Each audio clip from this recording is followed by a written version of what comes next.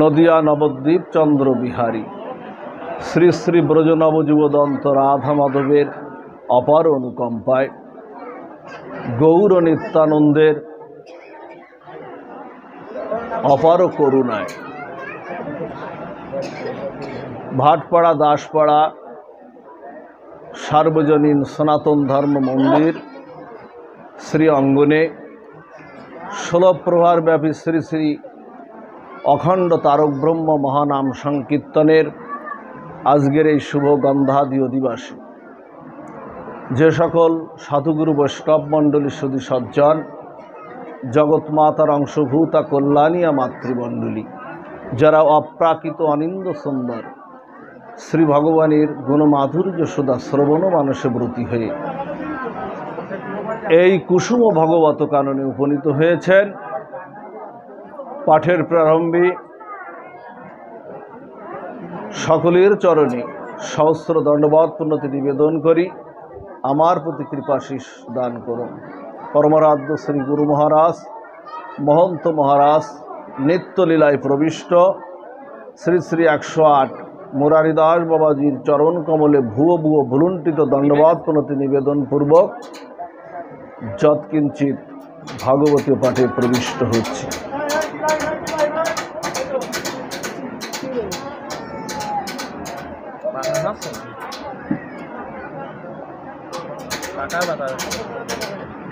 নাম সংকীর্তন যস্য সর্ব পাপ প্রণাশনম প্রণাম দুঃখ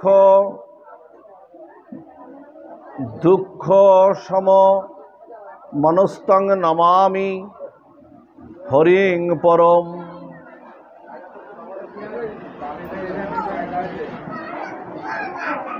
শ্রী শ্রী সুখদেবপাদ গোস্বামী,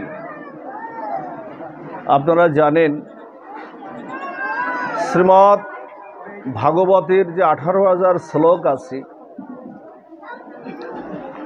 সেই শ্লোকের শেষ শ্লোকটি হল এই শ্লোকটি যে নাম সংকীর্তন যস্য সর্ব পাপ প্রণাশনম। সমস্ত ভাগবতটা ডিঙড়িয়ে সুখদেব গোস্বামীপাদ এই শ্লোকটি সব শেষে বললেন যে এই কলিযুগে একমাত্র হরিনাম সংকীর্তনই পরমমঙ্গল, সর্বব্যাধি বিনাশনাং সর্বপাপ প্রণাশনাম এবং সর্বমঙ্গল প্রদায়ক। বলছেন এই কলিযুগের নামই আশ্রয় হল জীবের পরম গতি।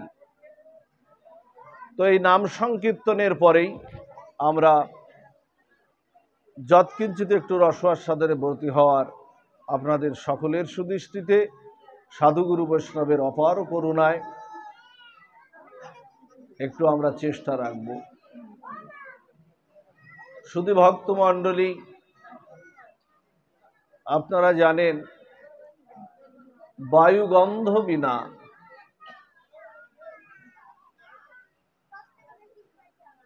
মা ওটা এখন রাখো, ওটা আর ভাগবত সে ওটা আর দেওয়া যাবে না।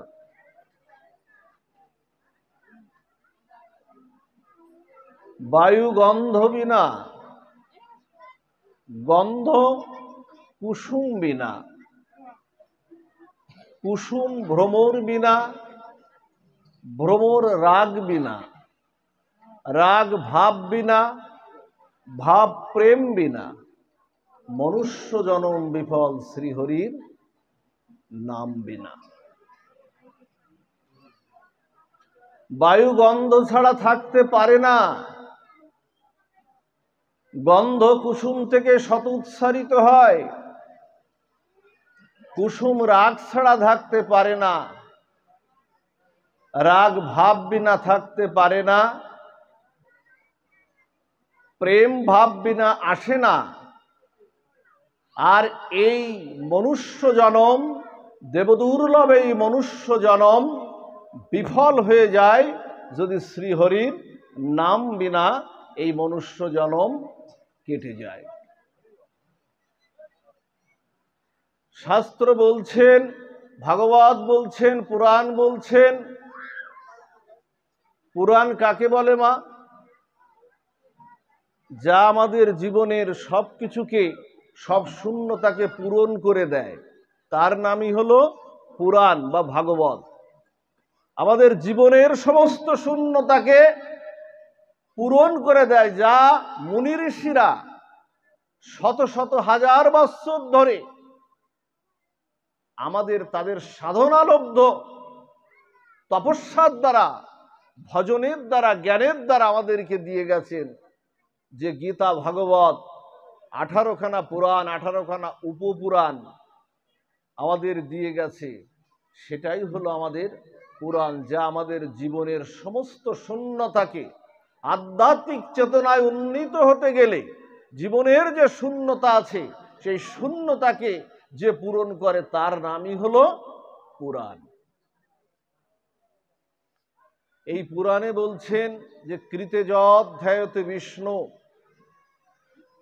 ত্রেতায়াং যজতে মখৈ, দাপরে পরিচর্যায়াং, কলৌ তৎ হরিকীর্তনাৎ। বলছেন যে সত্য যুগে 12 বৎসর ব্যাপী, খেয়াল দিন মা কথাটা, সত্য যুগে 12 বৎসর ব্যাপী ধ্যান তপস্যা করলে যে ফল লাভ হয়, ত্রেতায় বহুবিধ যাগযজ্ঞ আদি করলে যে ফল লাভ হয়, দাপরে 1 মাস কাল ব্যাপী শ্রীহরির অর্চনা আদি করলে যে ফল লাভ হয়, এই কলিযুগে এমনই কৃপা, এমনই করুণা আমাদের জন্য বয়ে এনেছে। এই কলিযুগে যদি এরকম সাধুসঙ্গ পরিবেষ্টিত হয়ে হা গৌর হা নিতাই বলে যদি দুবাহু আমরা তুলতে পারি, বলছেন সেই করুণা, সেই কৃপা লাভ আমাদের হয়ে যায়।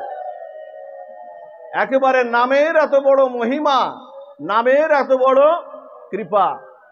বলছেন যে শুদ্ধ চিত্তে, পরম শ্রবণ চিত্তে যদি কেউ হা নিতাই হা গৌর বলে, বলছে অপেক্ষা রাখছে না, শ্রবণ করলেই মঙ্গল।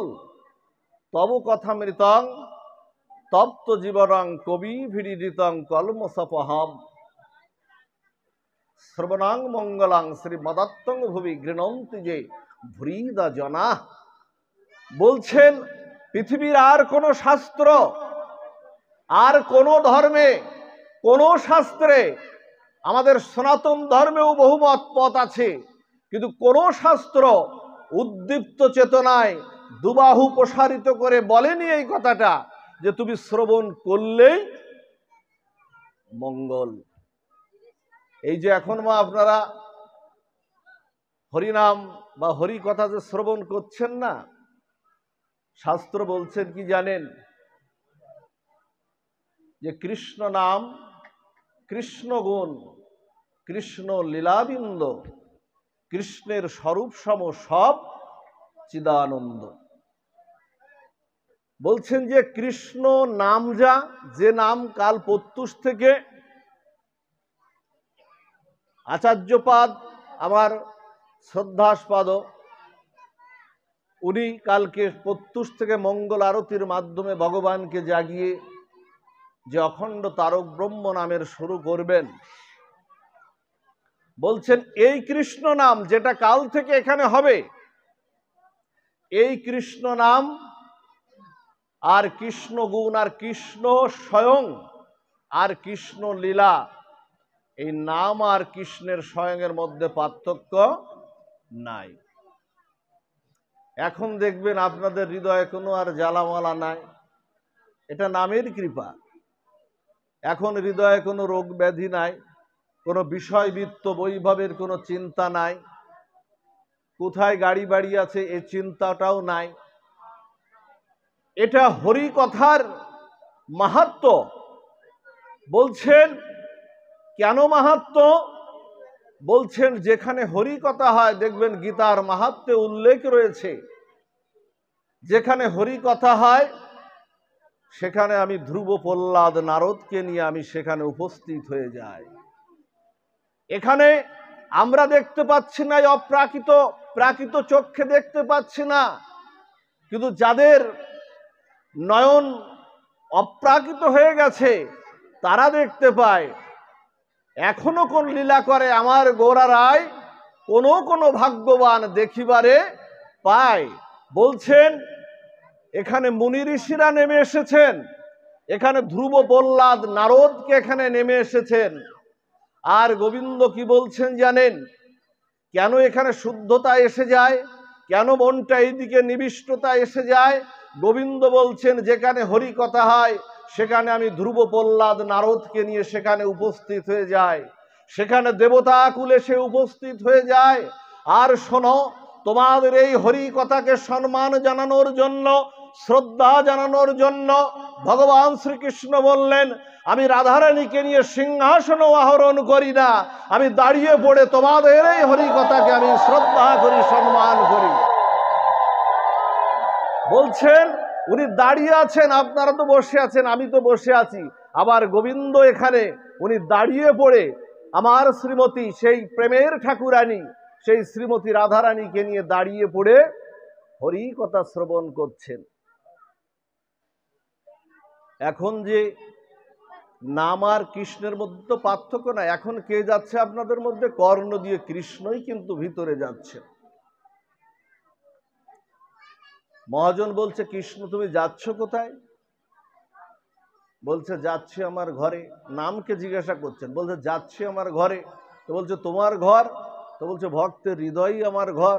এই যে কীর্তনে বাবারা গাইলো না, যারা কীর্তনাচার্য বৃন্দ এখানে এসেছেন তারা তো গাইলেন গোবিন্দ হৃদয়ে সদা সতত বিশ্রাম, ভক্ত হৃদয়ে সদা গোবিন্দ বিশ্রাম, গাইলেন তো একটু আগে।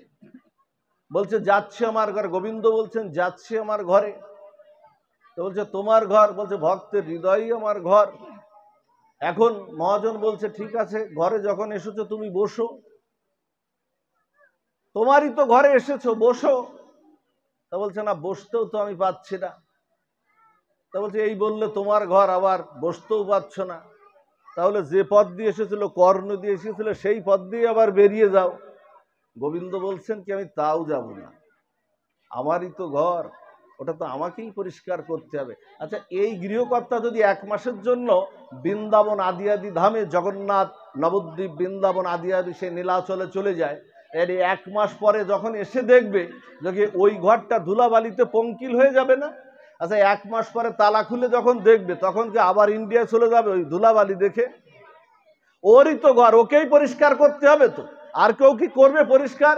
গোবিন্দ দেখলেন এই ঘরটা আমার ঘর, কিন্তু আমার বসার মতো উপযুক্ত নাই, কারণ কামনা বাসনা অনন্ত চাপা, পর সমালোচনা, পরনিন্দা, পরচর্চা, হিংসা, বিদ্বেষে এই আমার আসন এখানে নাই, আমার বসার মতো আসন নাই। তাই আমি কি করলাম? আমি কৃষ্ণ কথারূপে ভক্তর কর্ণ ইন্দ্রিয় দ্বারা প্রবেশ করে আমি ঝাড়ুদার হয়ে আমার ভক্তের হৃদয়কে পরিষ্কার করে আমি কৃষ্ণ কৃপাময় করে দিলাম। এই হলো মা কৃষ্ণ কথা, যা শ্রবণ করলেই মঙ্গল। এজন্য কৃষ্ণ কথা শ্রবণ করতে হবে। আজকে শুভ গন্ধাদি দিবস, নাম ব্রহ্ম প্রকাশ হচ্ছে। ওমা একটু শুনুন, অধিবাসে ভাগবত পাঠ কেন দেওয়া হয়? দাদা এখানে ভক্তির কথা বলেছেন, প্রেমের কথা বলেছেন, নামের কথা বলেছেন। কেন অধিবাসে ভাগবত পাঠ? কাল থেকে যে হরিনাম সংকীর্তন হবে, যে নাম হবে, সেই নামই কি আগে জানার প্রয়োজন আছে। কৃষ্ণ সম্বন্ধে একটা সম্যক ধারণার প্রয়োজন আছে। এই জন্য অধিবাসে ভাগবত পাঠ, আগে কৃষ্ণকে জানো, কৃষ্ণকে জেনে কৃষ্ণের নাম শ্রবণ করো। আন্দাজে যদি শ্রবণ করি আমার কোনো কৃপা হবে? কাজ হবে মা? আন্দাজে পথ চলা যায় না। এজন্য আজকে নাম ব্রহ্ম, এই অধিবাস ভাগবতের পাঠ মধ্য দিয়ে নাম ব্রহ্ম প্রকাশ হচ্ছে। আজকে শুভ গন্ধাদি অধিবাস, শুভ গন্ধাদি অধিবাস। কাল থেকে হরিনাম হবে, এই নাম আপনাদের একটু বলি, এই নাম কোন কবি সাহিত্যিক সৃষ্টি করেননি। কোন কবি সাহিত্যিক এই নামটা সৃষ্টি করেননি। এই অধিবাসটা কি বাবা? কাকে বলে অধিবাস? অধিবাস শুধু নাম সংকীর্তন, কীর্তন করলে, কিছু কীর্তন করলেই কি অধিবাস? না, তার নাম তো অধিবাস না। বলছেন, শুনুন একটু, বাংলা ব্যাকরণগত অভিধানে বলছেন যে স্থাপন ও সংস্থাপনকেই বলে অধিবাস। এই স্থাপনটা কি? যিনি পূজ্য আচার্যপাদ আছেন এখানে, সেবা আচার্য বা সেবা অধ্যক্ষ যিনি আজকের আছেন এখানে, তিনি দেখবেন ওই আনন্দ ঘন, চিদানন্দ ঘন ওই শ্রীবিগ্রহের চরণে ৬টি ঘট স্থাপন করেছেন। কোথাও কোথাও ৭টাও করে, গুরুদেবের জন্য একটা করে। তা শীঘ্র আনন্দ আনন্দ ঘরণ যে দীর্ঘায়িত হয়ে ওই প্রকৃত স্থাপন নয়। আজকে সাধুগুরুর অবিন্দ এখানে সাধু নিজেকে মন দেবেন কিছু প্রকৃত তোমার ওই দেহটা চরণে বলতে হবে, স্থাপিত হবে। বলছেন তোমার ওই দেহটাকেই, দেহ মন্দিরটাকেই তোমার গোবিন্দ স্থাপিত করতে হবে, তবেই স্থাপিত হবে। মাটির ঘরটা বানাতে খেয়াল দিন, কত বড় দার্শনিক তত্ত্ব, এগুলো জানতে হবে আমাদের।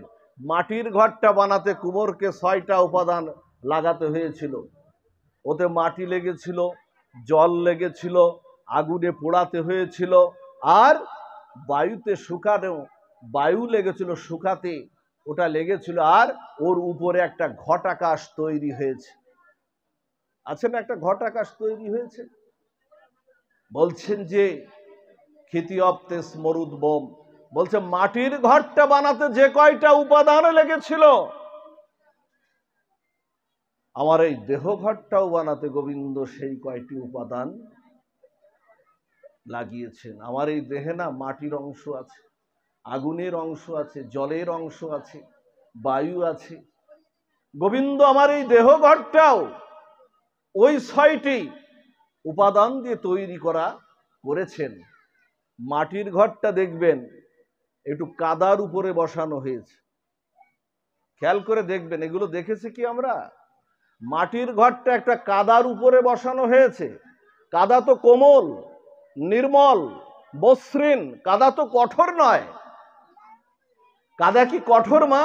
নির্মল, কোমল, মসৃণ, নরম। বলছেন কি, শাস্ত্র কি বলছেন? কাল থেকে যারা সাধুগুরু বৈষ্ণবের সেবক, দরিদ্র নারায়ণের সেবক, সাধুগুরু বৈষ্ণব সেবায় নিজেকে যারা কাল থেকে উৎসর্গ করে দেবে, তোমাদের এই হৃদয় মন যেন, তনু মন প্রাণ যেন ওই কাদার মতো নরম কোমল থাকে, ভিতরে যেন অহং না থাকে তুমি আমি যজ্ঞের কর্তা। এই যজ্ঞটা তোমার দ্বারাই হচ্ছে, এই যজ্ঞটা কারোর দ্বারাই হচ্ছে, তোমার ভিতরে এই ভাটপাড়া দাসপাড়া কমিটির দ্বারাই হচ্ছে। এই অহংবোধটা যেন কমিটির বা সেবক বৃন্দর যেন না থাকে, তোমাকে মাটির মতো কোমল, নরম, মসৃণ হতে হবে।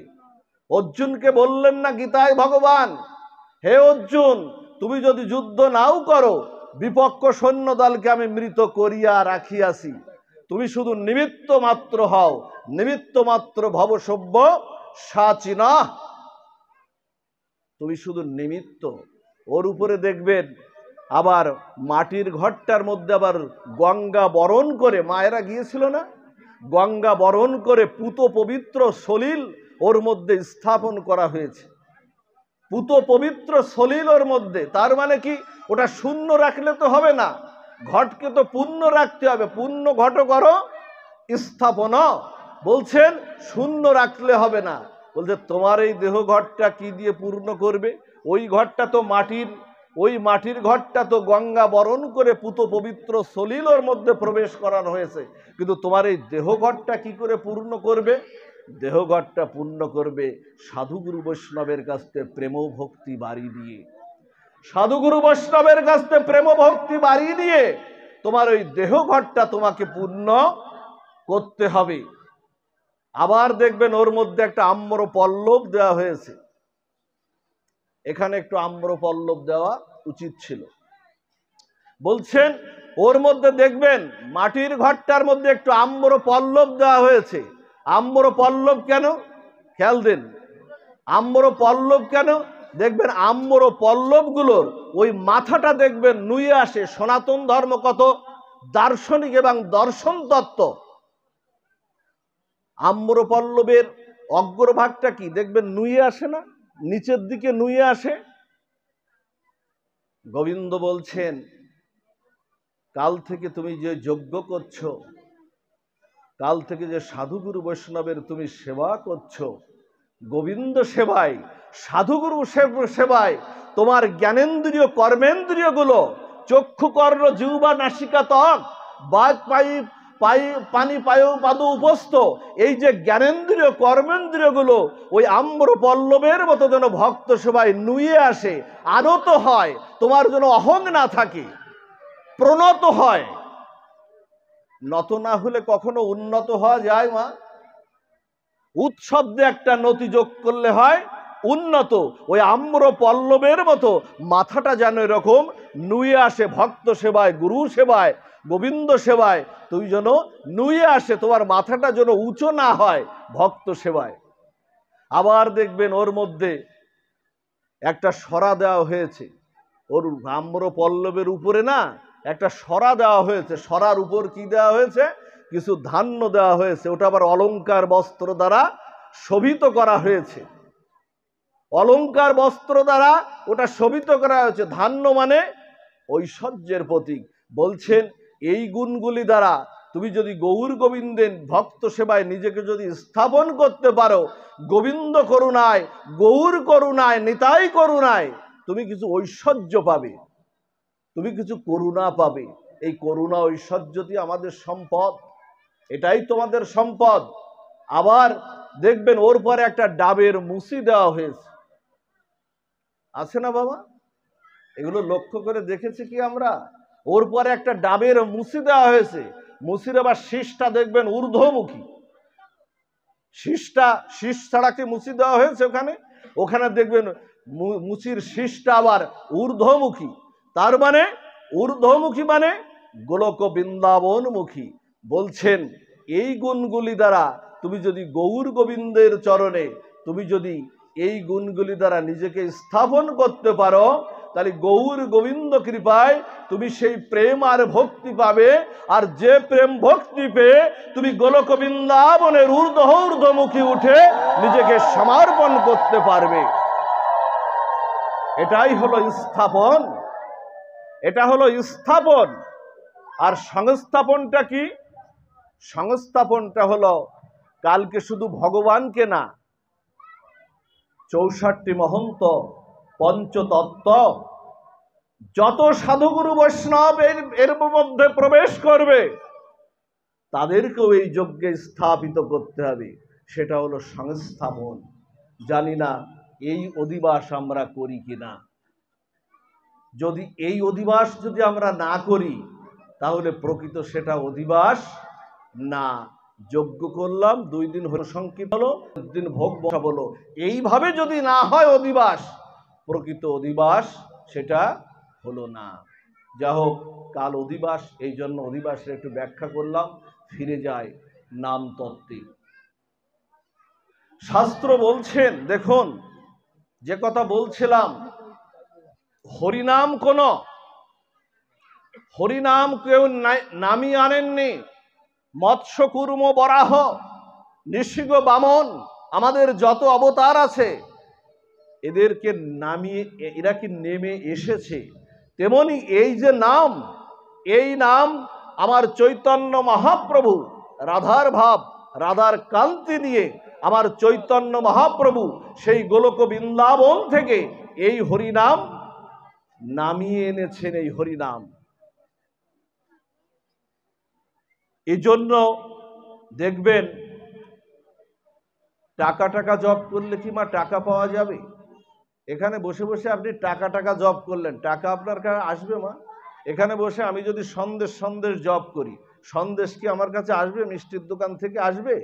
আমার বাজার করার দরকার, আমি যদি মনে মনে এখানে বাজার করি, বাজার কি আসবে? আসবে না। বাজারে যেতে হবে, সেই মিষ্টির দোকানে যেতে হবে আমাকে, তারপরেই তো কিনে টাকা দিয়ে কিনে আসবে। কিন্তু মনে মনে যদি হরিনাম জপ করা হয়, মনে মনে যদি হরিনাম জপ করা হয়, হরিনাম আপনার হৃদয়ে উদ্ভাসিত হবেই হবে। কারণ হরিনাম হলো নিত্য, আর ওই যেগুলো বললাম ওগুলো অনিত্য। অনিত্য বস্তু কখনো হৃদয়ে উদ্ভাসিত হয় না, নিত্য বস্তুই হৃদয়ে আবির্ভূত হয়ে যায়। এই জন্য সেই নিত্য বস্তু, সেই নাম আমাদের হৃদয়ে উদ্ভাসিত হয়। কিন্তু এত নাম করি 50 বছর ধরে নাম করি, কিন্তু কই সেই নামে তো আমাদের কৃপা হচ্ছে না। শাস্ত্র বলছেন যে দেহদেহী নাম নামি কৃষ্ণে নাহি ভেদ, জীবের ধর্ম নাম স্বরূপ বিভেদ। নাম আর নামীর মধ্যে কোনো পার্থক্য নাই। এই জন্য নামটা হলো কলিজীবের যুগধর্ম, জীবের ধর্ম না, যুগধর্ম প্রবর্তিত করেছেন আমার চৈতন্য মহাপ্রভু। প্রতিটা কর্মের মধ্যে, পূজা হোক, অর্চনা হোক, লক্ষ্মী পূজা হোক, সরস্বতী পূজা হোক, মাতৃশ্রদ্ধা হোক, পিতৃশ্রাদ্ধ হোক, কালী পূজা হোক, বাসন্তী পূজা হোক, যুগধর্ম নামকে যদি প্রবর্তিত করা না হয় তাহলে সেটা ধর্ম হলো না, সেটা অধর্ম হয়ে গেল। এই জন্য শাস্ত্র বলছেন যে কলিকালে নামরূপে কৃষ্ণ অবতার,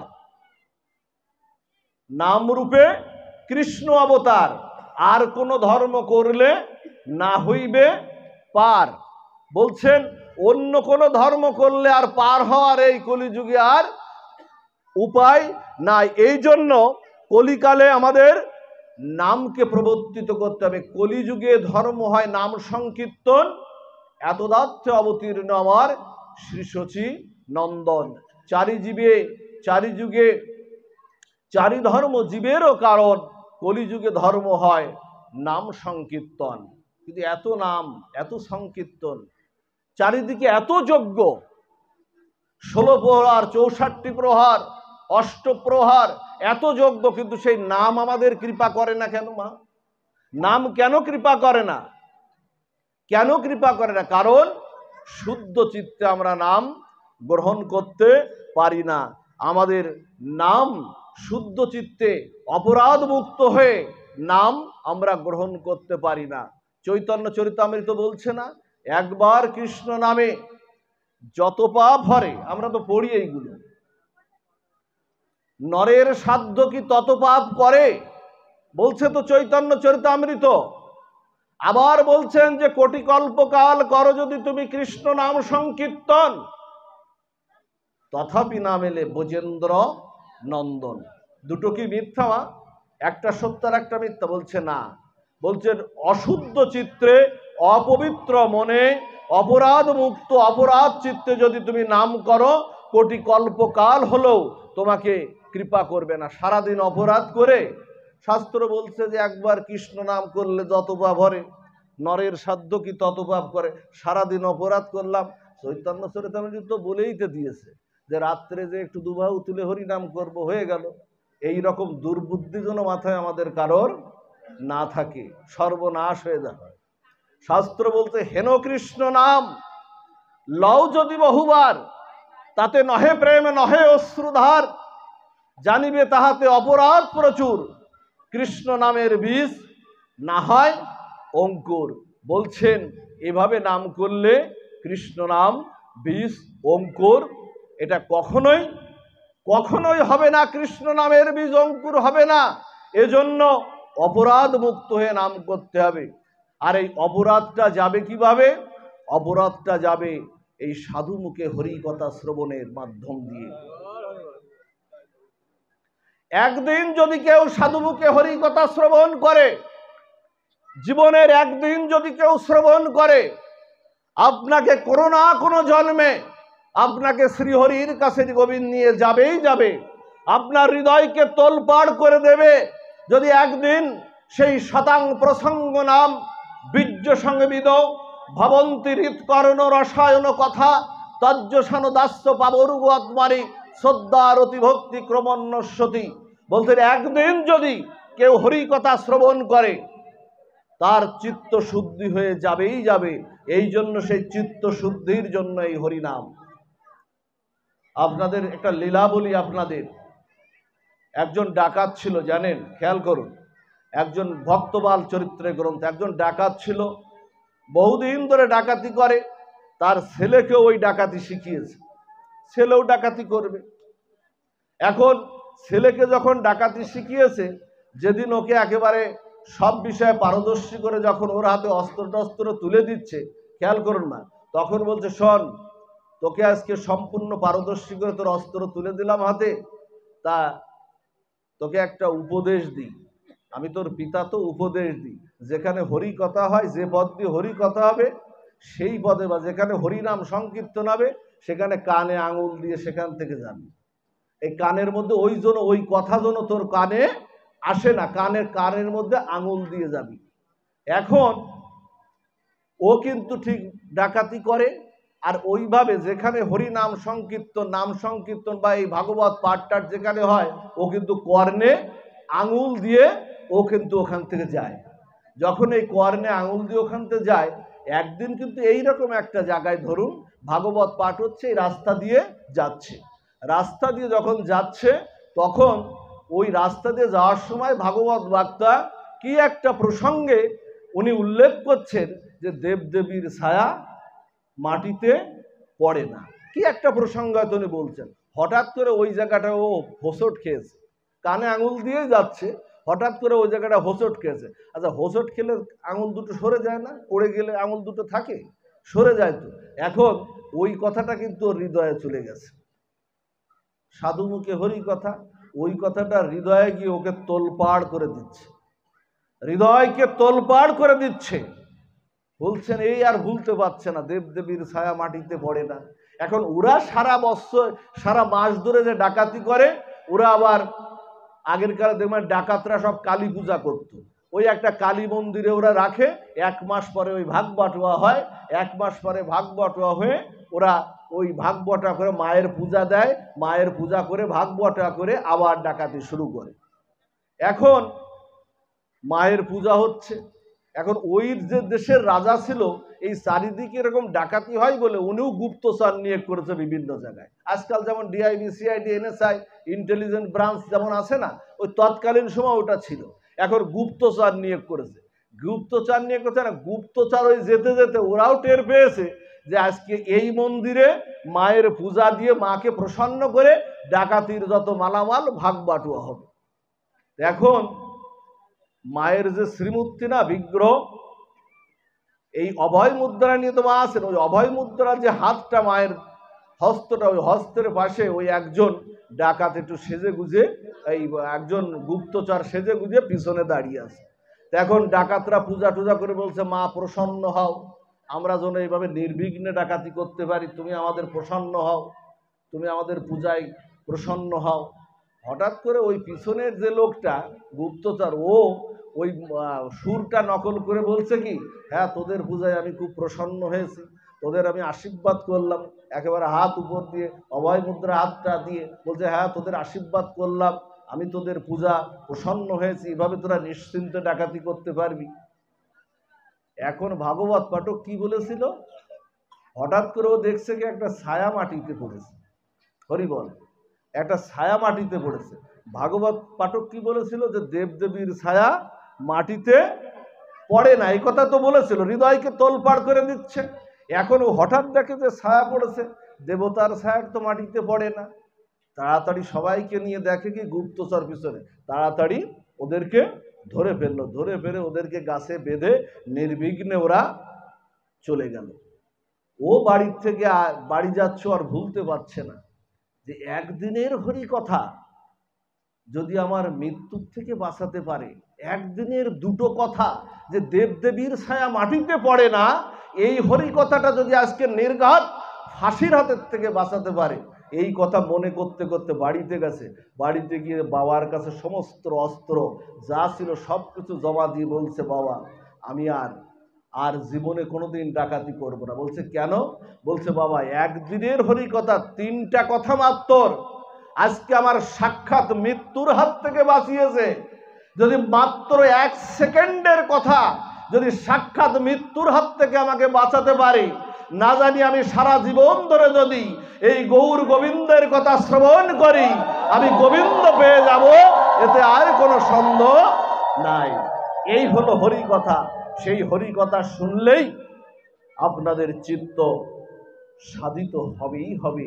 এই জন্য চিত্ত শুদ্ধি করার সবচেয়ে বড় উপায় হলো গৌর গোবিন্দের কথা শ্রবণ কীর্তন করা। এই জন্য বলি কি বা, আমাদের জীবের সর্ব অনার্থের মূলীভূত কারণ কি? জীবের সর্ব অনার্থের মূলীভূত কারণটা কি? জীবের সর্ব অনার্থের মূলীভূত কারণ হলো ভগবানে বিমুখ হয়ে যা। ভগবানের বিমুখতা জীবের সর্ব অনার্থের মূলীভূত কারণ। কৃষ্ণ ভুলি যে জীব অনাদি বহির্মুখ, অতএব মায়া তারে দেয় সংসার দুঃখ। আর কৃষ্ণ সূর্য সম, মায়া হয় অন্ধকার, যেথা কৃষ্ণ সেটা নাই মায়ার অধিকার। এই জন্য ভাগবত বলছেন, দাদা বাবাকে একটা আসন দিন। এই জন্য ভাগবত বলছেন যে কি বলছেন সাহানি যা মুহূর্তম। বসুন বাবা, আসন গ্রহণ করুন। বলছেন সাহানি যা মুহূর্তম ক্ষণব্যাপী বাসুদেবনং চিন্তয়ন্ত। খেয়াল দিন কথাটা, যে বলছেন তোমার হানি হয়ে গেল, তোমার ক্ষতি হয়ে গেল যদি এক মুহূর্তে তুমি বাসুদেবের চিন্তা থেকে তুমি সরে গেলে। তাই ভাগবত বলছে সাহানি, ভগবানে বিমুখ হয়েও না। ভগবানে বিমুখ হলেই তোমার দুঃখ যন্ত্রণা আসবে। আপনাদের মনে আছে মা, শিব ঠাকুর যখন বিবাহ করতে যাচ্ছেন, আমাদের দেবাদিদেব মহাদেব যখন বিবাহ করতে যাচ্ছেন, ওনার বিবাহের সঙ্গী হয়েছিলেন তো অনেকেই, দেবতারা গিয়েছিলেন, তারপরে ঋষিমুনিরা গিয়েছিলেন, ভূত প্রেরত ছিলেন। এই জন্য শিব ঠাকুরের একটি নাম ভূতেশ্বর মহাদেব। উনি বিভিন্ন নামে বিভূষিতা।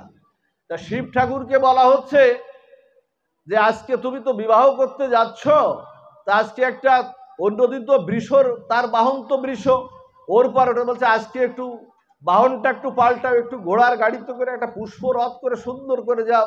শিব ঠাকুর বলছে না না, আমি একদিনের জন্য আমার জীবন পরিবর্তন আমি করব না। আমার যা আছে এটাতেই আমি সন্তুষ্ট, আমি থাকবো, আমি আর পরিবর্তন আমি করব না। এখন শিব ঠাকুর যখন বৃষই যাচ্ছে, তখন ভগবান বিষ্ণু কিন্তু সেই বরযাত্রী। এখন শিব ঠাকুর বসেছেন কেমন জানেন? বরযাত্রী তো যাচ্ছে গন্তব্য সামনে, শিব ঠাকুর মুখটা দিয়ে আছে পিছনের দিকে, মুখটা পিছনের দিকে দিয়ে আছে। সবাই জিজ্ঞাসা করছে বরযাত্রী সামনে, সেই লক্ষ্যস্থল যে কন্যাবাড়ি সেটাও তো সামনে, আর তুমি পিছন ফিরে বসে আছো কেন দেবাদিদেব মহাদেব? কত বড় দর্শন দিচ্ছে এখানে। বলছেন কি, শিব ঠাকুর বললেন কি, যত দূরেই যায়, যত লক্ষ্য স্থির হোক না কেন, আমার ভগবান, স্বয়ং ভগবান বিষ্ণু আমার পিছনে, তাকে পিছন ফিরে আমি কখনো যাত্রা করতে আমি পারি না।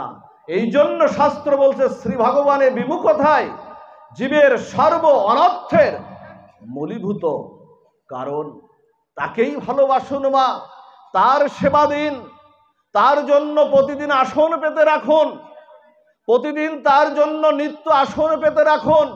গোবিন্দ বললেন, গোপাল বললেন, তিনি কিন্তু ওর ঘরে বাস করতে আসেননি, তিনি কিন্তু ঘর বাঁধেননি। আমার গোপাল কি করে ঘর বেঁধেছেন? এই অনন্ত বিশ্বব্রহ্মাণ্ডে ঘর বেঁধেছেন আমাদের ঘরে বাস করার জন্য, আমাদের সেবা নেওয়ার জন্য। বাৎসল্য প্রেমে আমাদের সন্তান হয়ে গোপাল এসেছেন আমাদের ঘরে।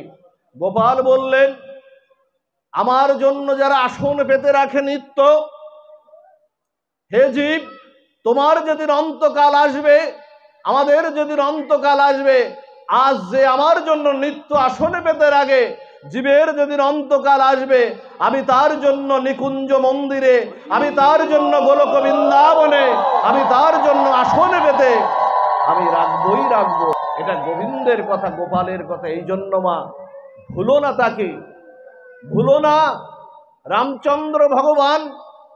রামচন্দ্র ভগবানকে যখন বনবাস দিচ্ছিলেন, খেয়াল দিন মা, ভগবান রামচন্দ্রকে যখন বনবাস দিলেন, কৈকেয়ী দুটি বর চাইলেন না?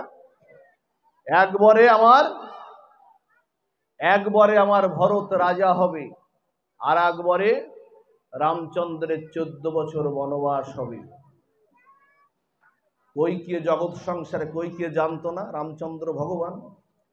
এখানে তত্ত্বটা তো ওইভাবে আসেনি, তত্ত্বটা সাধারণভাবে এটা এসেছে, কিন্তু তত্ত্বটার ভিতরে গভীরতা আছে। কৈকেয়ী জানিয়ে গেলেন, কৈকেয়ী জানতেন রামচন্দ্র ভগবান, কিন্তু জগৎ সংসারকে দেখালেন যে আমার মতো বৃঞ্চি বাঞ্ছিত ধন সেই রামচন্দ্র ভগবান রাজীবলোচন কারুণ্য ঘন নব দুর্বদল শ্যাম, তুমি রামচন্দ্রকে ভগবানকে পেয়ে কেউ দূরে ঠেলো না, তাহলে কিন্তু আমার মতো পরিণতি হবে, কাঁদতে হবে।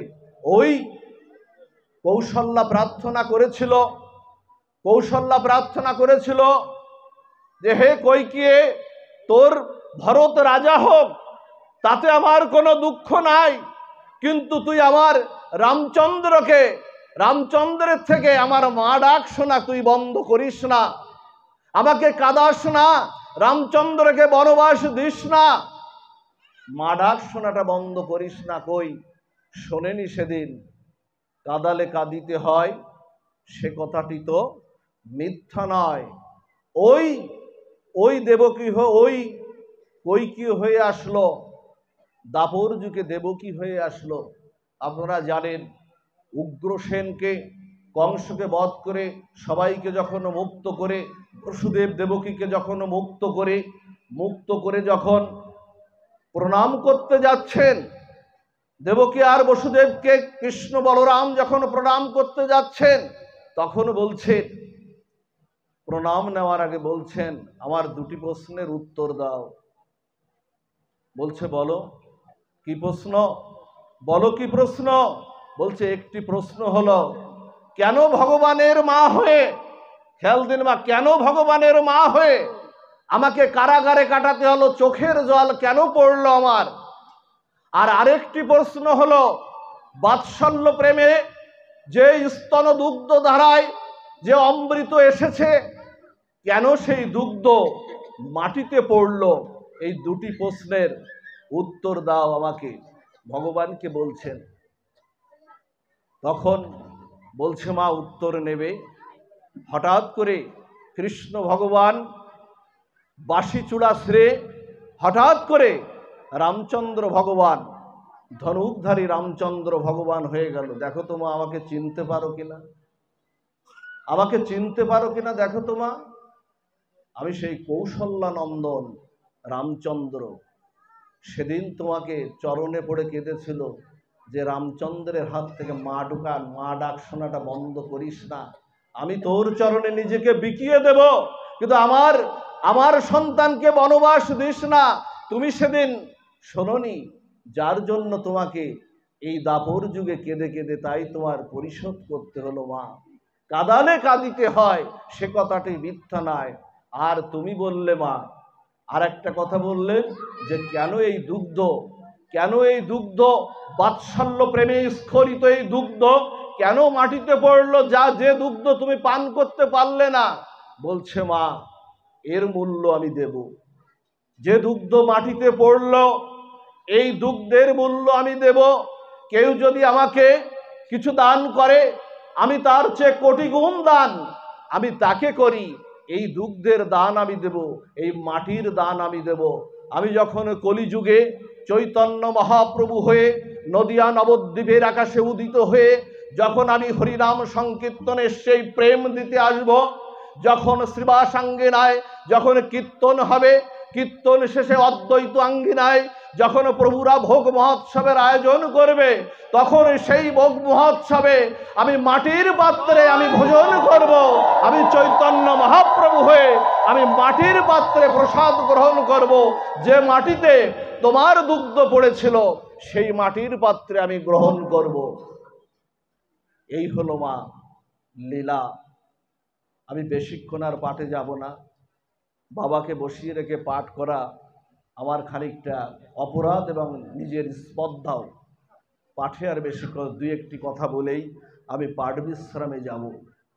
এজন্য মা মহাপ্রভু এই আসলেন, প্রেম দিতে আসলেন। চৈতন্য মহাপ্রভু এই কলিযুগে প্রেম দিতে আসলেন। চৈতন্য মহাপ্রভুর আসবার কথা না, তিনি ভাবলেন যে বৃন্দাবনের এই অষ্টগোপী প্রেম পাবে, তা হয় না। আমি এই প্রেম দিয়েই জীবকে উদ্ধার করব। তাই আমি নদিয়া নবদ্বীপের আকাশে উদিত হব এই হরিনাম সংকীর্তন এবং ব্রজপ্রেম রাধা প্রেম নিয়ে। ব্রজপ্রেম এবং রাধা প্রেম নিয়ে। ওমা, সেদিন শুধু নদিয়া নবদ্বীপের আকাশে আমার চৈতন্য মহাপ্রভু উদিত হননি, সেদিন প্রত্যেকটি সনাতন, সারা বিশ্বের সনাতন ধর্ম অবলম্বী হৃদয়ের, জীবের হৃদয়ের ভাগ্যাকাশে আমার চৈতন্য মহাপ্রভু উদিত হয়েছিলেন। তিনি বলেছিলেন, আগে আমি নাম অবতার করাবো, তারপরে আমি চৈতন্য মহাপ্রভু অবতীর্ণ হব। বলছে, বাবা বুঝলাম না তো, নাম অবতার আবার? বলছে, নামও অবতার। কলিকালে নাম রূপে কৃষ্ণ অবতার। বলছে, নাম আমি আগে জগৎকে নাম বলাবো, তারপরে আমি চৈতন্য মহাপ্রভু উদিত হব। হঠাৎ করে কি করলেন জানেন? বিধাতা চন্দ্রগ্রহণ লাগিয়ে দিলেন, রাহুকে দিয়ে চন্দ্রগ্রহণ লাগিয়ে দিলেন। বললেন, নিষ্কলঙ্ক গৌরচন্দ্রের উদয় হচ্ছে, সকলঙ্ক চন্দ্রের আর থাকার কোনো প্রয়োজন নাই। চন্দ্রগ্রহণ লাগিয়ে দিলেন। তখনকার মায়েরা সূর্যগ্রহণ আর চন্দ্রগ্রহণ না হলে কেউ শঙ্করধ্বনি উলুধ্বনি বাজাতো না। হঠাৎ করে চন্দ্রগ্রহণ লাগিয়ে দিলেন।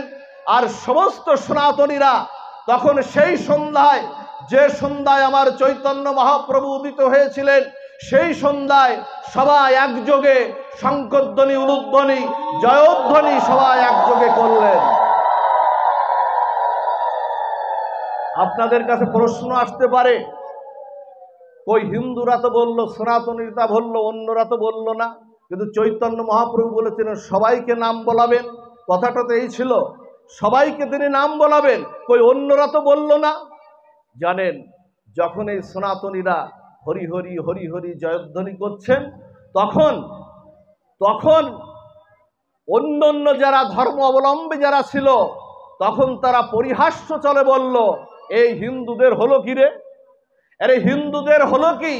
সবাই একযোগে হরি হরি হরি হরি জয়ধ্বনি করছে, সবাই একযোগে, হিন্দুদের হলো কি? আমার চৈতন্য মহাপ্রভু বললেন, ওই পরিহাস্য ছলে হলো আমি ওদেরকে নাম আমি বলালাম। কৃষ্ণ গালি দিতেও যদি করে কৃষ্ণের কেউ নাম উচ্চারণ, সেই নাম হয়ে আমি তার অন্তকালে তার মুক্তির কারণ। কৃষ্ণের গালি দিয়ে, কারণ নাম যদি কৃষ্ণ থাকে, জগন্নাথ থাকে, ওর নামে গালি দিলেও আপনার কৃপা হবে। আমাদের ওই পাশে একটা গ্রাম আছে দামোদর নাম। ওই দামোদর কি মা যশোদার প্রাণধন্ত দামোদর। আপনার কৃষ্ণনগর, আপনি বলছেন আমি কৃষ্ণনগরে যাব, আপনি বলছেন আমি রামনগরে যাব, আপনি কিন্তু ভগবানের নাম উচ্চারণ করে বা জেনে বলছেন না, কিন্তু ওই নাম পরিহাস্য ছলে, আড্ডা ছলে, নাম এত গালি দিয়ে ছলে, ওই নাম আপনাকে করুণা করবেই করবে। এই হলো হরিনাম, যা কোনো যুগে কোনো কালে আপনি না জেনেও করলে, অ্যান্টিবায়োটিক যেমন না জেনেও খেলে আপনাকে ক্রিয়া করবে, জেনে খেলেও ক্রিয়া করবে, ঠিক হরিনামও তেমন। হরিনামও তেমন না জেনেও। কেউ যদি বলে আমি বেড়াতে গিয়েছিলাম দিল্লি, তা বলছে কোথায় ছিলি? ছিলি কোথায়? তো যে দিল্লি ওই জগন্নাথ মন্দিরের পাশে আমি একটা হোটেলে ছিলাম, হয়ে গেল হরিনাম। বলছে জগন্নাথ মন্দিরের পাশে একটা হোটেলে ছিলাম। চৈতন্য মহাপ্রভু অবতীর্ণ হলেন। অবতীর্ণ হয়ে বন্যার জল এলে, খানার জল, খন্দের জল, পুকুরের জল, নদীর জল যেমন একাকার হয়ে যায়, চৈতন্য মহাপ্রভু তেমন করে জাতপাতের ঊর্ধ্বে উঠে আমার চৈতন্য মহাপ্রভু তেমন করে সবাইকে ব্রজপ্রেম রাধা প্রেম সবাইকে দিলেন। ওমা বন্যার জল এলে, বন্যার জল কি বলে আমি বড় লোকের বাড়িতে ঢুকবো, গরিবের বাড়িতে ঢুকবো না, বা গরিবের বাড়িতে ঢুকবো, বড় লোকের বাড়িতে ঢুকবো না, এমন কি বলে? কিন্তু চৈতন্য মহাপ্রভুর প্রেমটা এমন, জাতপাতের ঊর্ধ্বে ওঠে, সবাইকে প্লাবিত করে দিলেন। আচণ্ডালে প্রেম বিতরণ করলেন। জাত নাই, কালাকাল নাই, সূচি নাই, অসুচি নাই, সব সময় হরিনাম, খাইতে শুইতে যথা তথা নাম লয়, দেশকাল নিয়ম নাই, সর্বসিদ্ধি হয়। আপনি মলমূত্র ত্যাগেও আপনি হরিনাম করতে পারেন। মহাপ্রভুর গোপাল লীলাটাই তো আমরা জানতে পারি। মহাপ্রভু ওখানে নির্দেশ দিয়ে গেছেন, কারণ ওখানেও আমার জীবনের অবসানটা ঘটে যেতে পারে, হরিনাম থেকে আমি বিচ্যুত হতে পারি, এই জন্য ওখানেও হরিনাম। মহাপ্রভু কাউকে বিচার করেননি, সবাইকে হরিনামে প্রেম দিয়েছেন। আপনারা জানেন মা, কাউকে বাদ দেননি, এটাই হরিনামের ধর্ম। আপনারা জানেন শ্রীবাসাঙ্গিনায় মহাপ্রভুর যখন সন্ন্যাস অভিষেক হচ্ছে, এরকম সবাই এসেছে, শত শত কোটি জল এনে চৈতন্য মহাপ্রভুর মস্তক অভিষেক করছে, চরণ ধৌত করছে। শ্রীবাসের বাড়িতে একটা মেয়ে ছিল, দুঃখী নাম করে একটা মেয়ে ছিল। এই দুঃখী ছিল একটু নিচু কুলের। দুঃখী তখন বলছে, আমার তো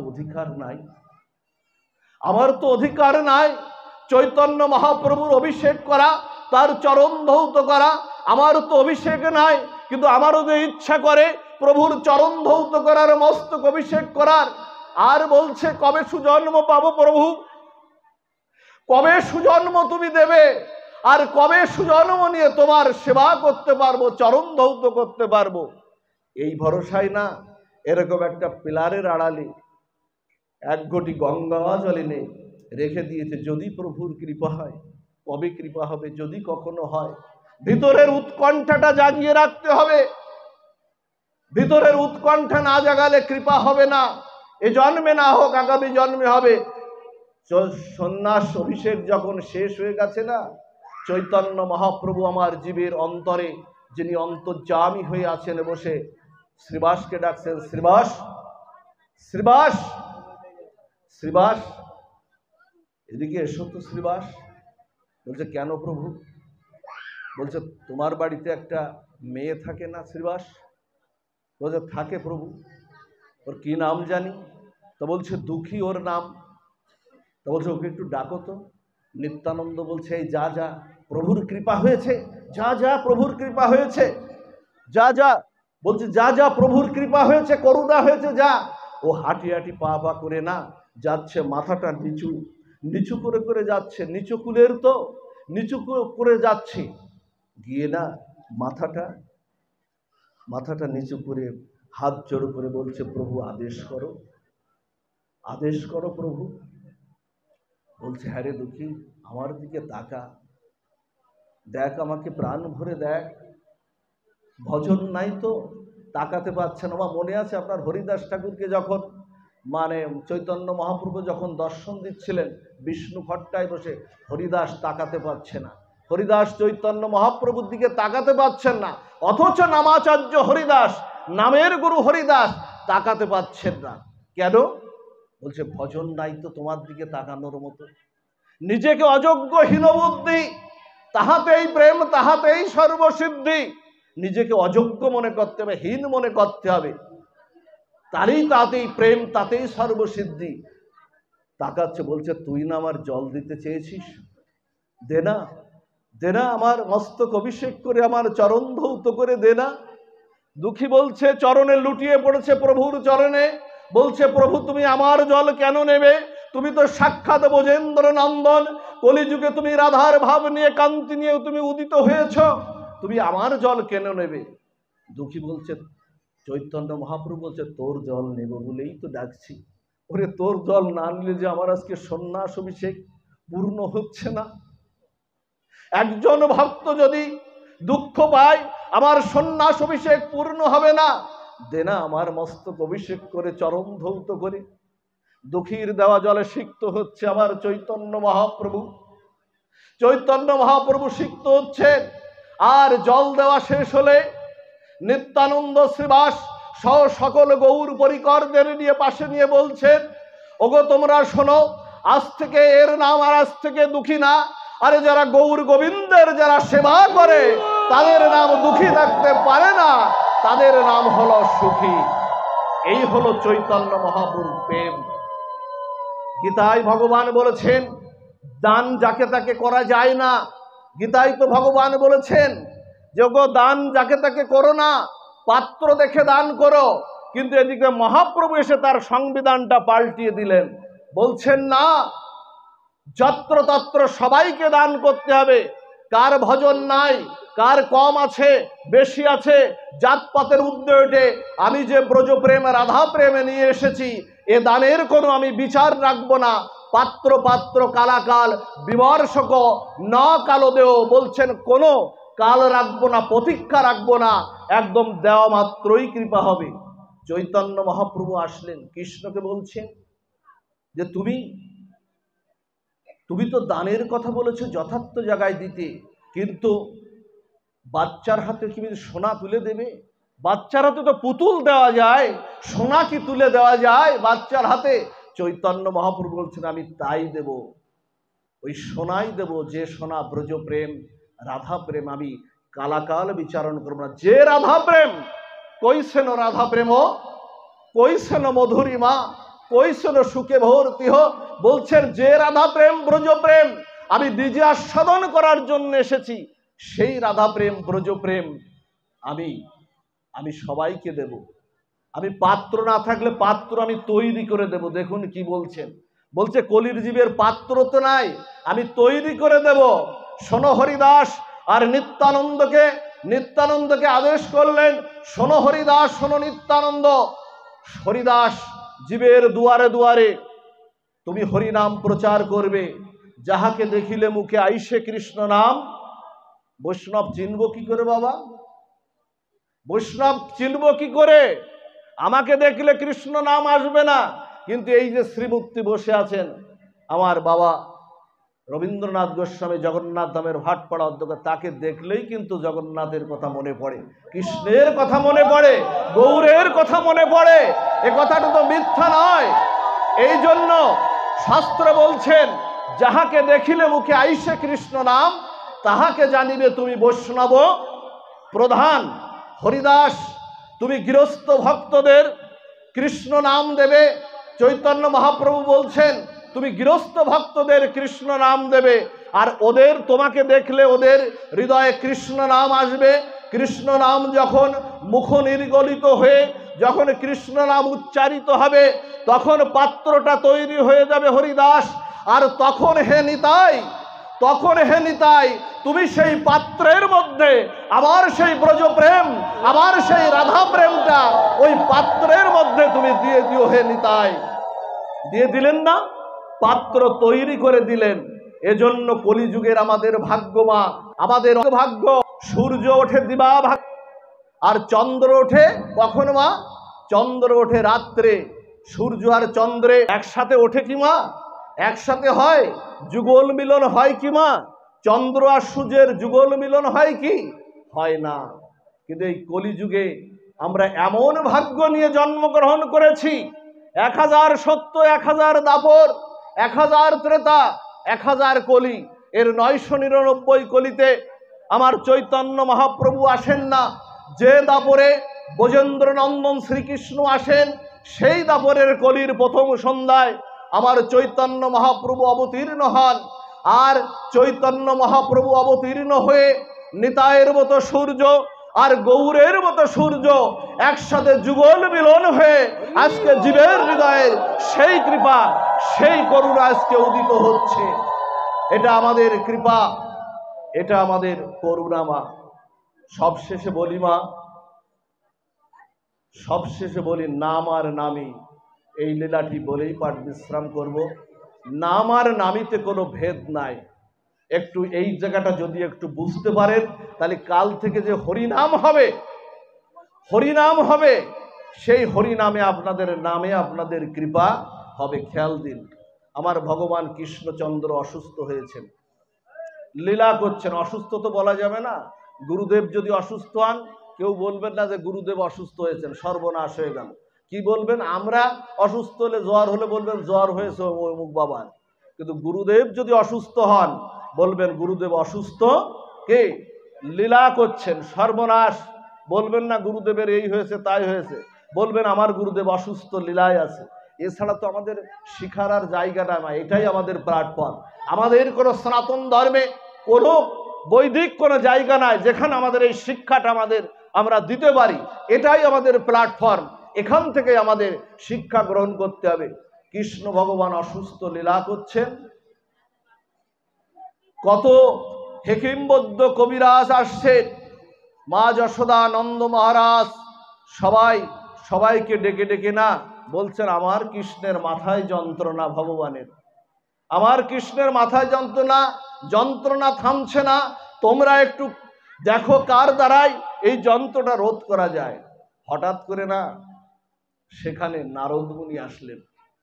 নারদ মুনি এসে বলছেন প্রভু তুমি অসুস্থ, কিন্তু তুমি অসুস্থ, তোমার অসুস্থতার উপায়, রোগ সারাবার উপায় তুমি যদি নিজে না বলে দাও তাহলে তো আমরা জীবনেও এই ওষুধ খুঁজে পাবো না।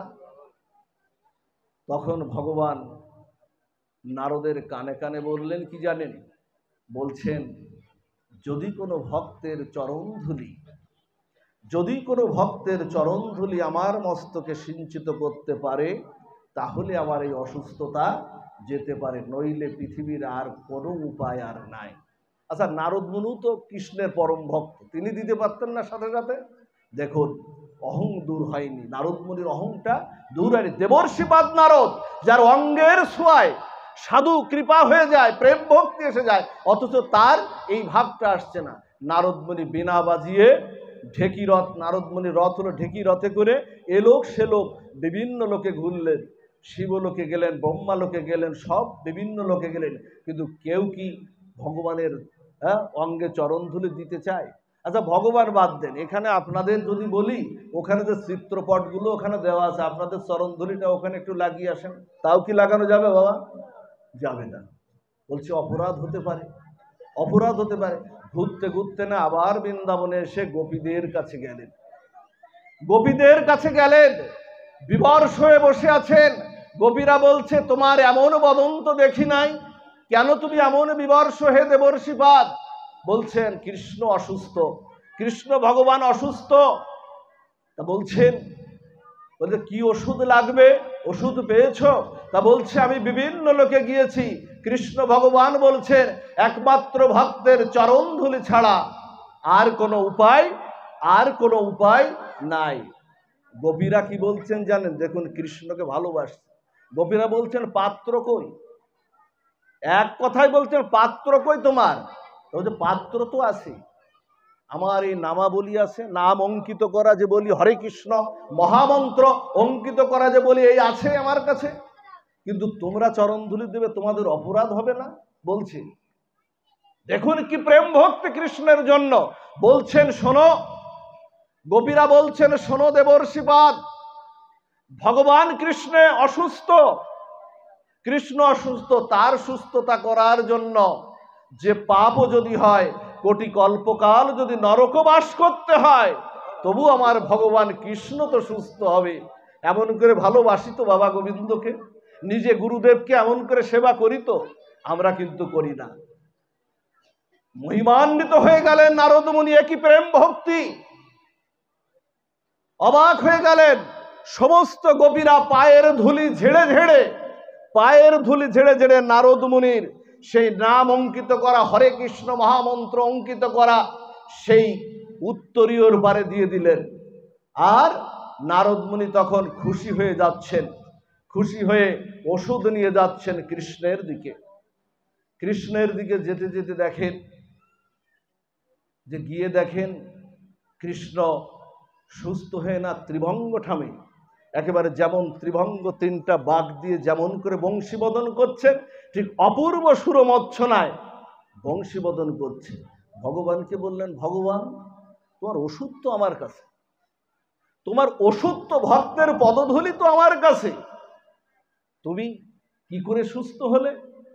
বলছে নারদ আমার থেকে আমার নাম বড়, আমার নাম থেকে আমার ভক্ত বড়, ভক্ত হতে আমার ভক্তের চরণধুলি বড়, আর ওই ভক্তের চরণদুলির নাম আর নামই অভেদ। তোমার ওই নামাবলী অঙ্কিত করা ওই হরে কৃষ্ণ মহামন্ত্রের পরে যেই না ভক্তের পদধূলি এসে পড়েছে, অমনিতেই আমি নামি সুস্থ হয়ে আমি আবার বংশী বদল করছি। এই হলো ভক্তর পদধূলি। এই জন্য চৈতন্য চরিতামৃত বলছে, ভক্ত পদধূলি, ভক্ত পদজল, ভক্ত ভুক্ত উচ্ছিষ্ট, এই তিন সাধনার মহাবল। ঘৃণা লজ্জা পরিহারী করিবেই তিন সেবন, অবশ্যই পাইবে সে কৃষ্ণ মহাপ্রেমধন। এই তিন সেবা হইতে কৃষ্ণ প্রেমা হয়। পুনঃ পুনঃ শাস্ত্র ফুকারিয়া কয়, তাতে বারবার কহি শুনো ভক্তগণ, বিশ্বাস করিয়া করো এই তিনও সেবন। বৈষ্ণব পদজল, কৃষ্ণ ভক্তি দিতে বল, আর কোনো নহে বলবন্ত। আর কোনো উপায় নাই কলিযুগে এর থেকে এই প্রেম আসতে পারে। ভগবানের কাছে বলছে, প্রভু আমার এই প্রেম কবে আসবে? নারদ মুনি বলছে আমার এই প্রেম কবে আসবে? কি করে এই প্রেম আসবে? তখন নারদ মুনিকে বলছেন, তুমি তোমার শিষ্য ব্যাসদেবের কাছে যাও। খেয়াল দিন কথাটা, পাঠ বিশ্রামের সময় চলে এসছে। বলতে তুমি তোমার শিষ্য ব্যাসদেবের কাছে যাও। তুমি আমার শিষ্য ব্যাসদেবের কাছে যাব আমি?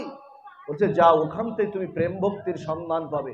গিয়ে না গুরুদেব দাঁড়িয়ে রয়েছেন, গুরুদেব নারদ মুনি দাঁড়িয়ে রয়েছেন, মহর্ষি কৃষ্ণ দ্বৈপায়ন বেদব্যাস বদ্রিকাশ্রমে উনি বসে আছেন।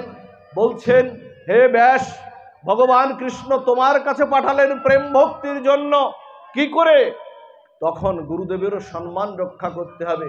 বলছেন, গুরুদেব এই প্রেম ভক্তির কথা আপনিই তো আমাকে উপদেশ করেছেন, আর আপনি যদি আমাকে এখন বলেন এই প্রেম ভক্তির কথা, আপনি তো আমাকে গ্রন্থ উপদেশ করেছেন। বললেন সেই প্রেম ভক্তির কথা। আর ব্যাসদেব বললেন, শোনেন, এই প্রেম ভক্তি ভক্তের পদধূলি ছাড়া আসবে না। আসছে আগামী লীলায়, যখন নদিয়া নবদ্বীপের আকাশে চৈতন্য মহাপ্রভু উদিত হবে, তুমি শ্রীবাস হয়ে, বললেন আপনি শ্রীবাস হয়ে, আপনি নারদ মুনি, আপনি শ্রীবাস হয়ে আপনি যাবেন সেখানে। আর আপনার শ্রীবাসাঙ্গিনায় লক্ষ লক্ষ হাজার হাজার ভক্ত হরিনাম সংকীর্তন করবে। আর ওই হরিনাম সংকীর্তনের মাঝে ভক্তের পদধূলিতে আপনার প্রেম ভক্তি এসে যাবে, এতে আর কোনো সন্দেহ আর নাই। এসে গেল নারদের সেই প্রেম ভক্তি, যার দাপরে তিনি লাভ করতে পারলেন না। এই জন্য বলি কি মা, সবশেষে বলি, প্রেম ভক্তি আর নামে কৃপা আনতে গেলে, নামে কৃপা আনতে গেলে অবশ্যই নামীকে আস্বাদন করে কাল থেকে হরিনাম সংকীর্তন শ্রবণ করবেন। কালাকাল নাই, বিচার নাই, কারণ নাম ছাড়া কলিযুগের শুদ্ধ হওয়ার দেখবেন কোনো উপায় নাই। ব্রাহ্মণ ঠাকুর যদি পূজা করতে আসে আপনার বাড়িতে, দেখবেন এসেই কি বলবে আসনপত্র নিয়ে, শ্রী বিষ্ণু শ্রী বিষ্ণু শ্রী বিষ্ণু প্রথমে বলবে না? ওখানেও তো কৃষ্ণ ভগবানের নাম। ওম তদু বিষ্ণু পরমং পদম সদা পশ্যন্তি সুরয়া দেবীব চক্ষুরাততম, ওখানেও ভগবানের নাম। এবার কি বললেন? ওম মাধব, বলছেন পূজা করতে আসলে সরস্বতী পূজা কি লক্ষ্মী পূজা কি কালী পূজা, এখানে ভগবানের নাম কেন? উপায় নাই। ও অপবিত্র পবিত্র বাং সর্ব অবস্থান গত বিবাদ যৎসরের পুণ্ডরিকাক্ষং স্ববাহ্য অভ্যন্তরা সূচি, ওখানেও ভগবানের নাম। ও মাধব মাধব যাচ্ছি মাধব হৃদি সরন্তি সাধব সর্বে কার্যেষু নম মাধব জয় মাধব শ্রী মাধব, ওখানেও মাধবের নাম। নাম ছাড়া আসে কোথায় মা? কলিযুগের নামই করুন। সেই নাম যা চৈতন্য মহাপ্রভু এনেছিলেন, সেই হরিনামে আপনাদের সবার কৃপা হোক। উনি জাতপাতের ঊর্ধ্বে উঠে উনি কাউকে বাদ দেননি। শুধু মানুষ না তো, স্থাবর জঙ্গমাদি উত্তম অধম কাউকে উনি চৈতন্য মহাপ্রভু কিন্তু মানুষ না, কিন্তু কীট পতঙ্গ ব্যাঘ্র হরিণ সর্প সবাইকেই তিনি কৃপা করেছেন।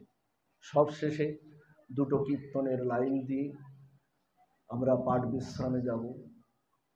প্রেমানন্দ গাইলেন, স্থবর জঙ্গমাদি হরি বলে নিরবধি, গোরা পেয়ে কি লীলা চমৎকার। ওমা, মানুষ না, স্থাবর জঙ্গমাদি পশু পাখি কীট পতঙ্গ ওরাও বলছে, স্থবর জঙ্গমাদি হরি বলে নিরবধি, গোরা পেয়ে কি লীলা চমৎকার, নিতাই গৌরাঙ্গ, নিতাই গৌরাঙ্গ, নিতাই গৌরাঙ্গ গদাধর। উত্তম অধম কিছু না বাছিল, যাচিয়া দিলে কোকল। কহে প্রেমানন্দ এমন গৌরাঙ্গ, হৃদয়ে ধরিয়া বল। নিতাই গৌরাঙ্গ, নিতাই গৌরাঙ্গ, নিতাই গৌরাঙ্গ গদাধর। জীবেরও লাগিয়া সন্ন্যাস করিয়া, রাধা প্রেম করলো গোরা প্রচার। আবার সন্ন্যাস করিয়া ওই নীলাচলে বসিয়া, রাধা প্রেম করলো গোরা প্রচার। ভজ গৌরাঙ্গ, লহ গৌরাঙ্গ, কহ গৌরাঙ্গের নাম রে। যে জনা গৌরাঙ্গ ভজে, সে হয় আমার প্রাণ রে। তুমি গৌরাঙ্গ বলিয়া দুবাহু তুলিয়া, নাচিয়া নাচিয়া বেড়াও রে। গৌরাঙ্গ জপিলে, গৌরাঙ্গ ভজিলে, দুঃখের হয় অবসান রে। ভজ গৌরাঙ্গ, লহ গৌরাঙ্গ, কহ গৌরাঙ্গের নাম রে। সকালবেলা প্রভাতে উঠে বিছানার পরে যে অবস্থায় থাকেন না কেন, যদি এই গানটা প্রভাতী সুরে কীর্তন করা যায়, সারা দিনটা ভালো যায়, হৃদয় বড় প্রসন্ন হয়ে যায়, সারা দিনটা দুঃখ যন্ত্রণার থেকে মুক্তি পাওয়া যায়, অনেক অভিশাপ অনেক বিপদ আপদ কেটে যায়।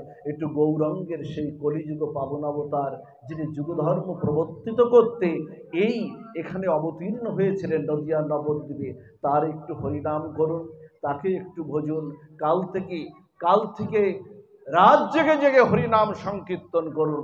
কৃপা হোক আপনাদের, করুণা হোক। এই ভাটপাড়া দাসপাড়া সার্বজনীন সনাতন ধর্ম মন্দির প্রাঙ্গণে যে 16 প্রহর ব্যাপী শুভ গন্ধাদি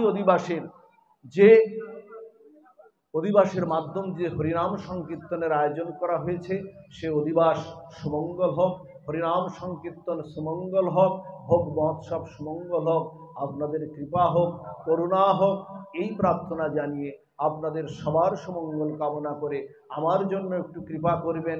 এভাবে যেন গৌর গোবিন্দ কথায় জীবনের শেষ দিনটাও, অন্তকাল পর্যন্ত শেষ দিনটাও যেন এরকম সাধুগুরু বৈষ্ণবের চরণ দর্শন করতে করতে যেন গৌর গোবিন্দ চরণে থাকতে পারি, এই প্রার্থনা জানিয়ে আজকের পাঠ বিশ্রাম এখানে।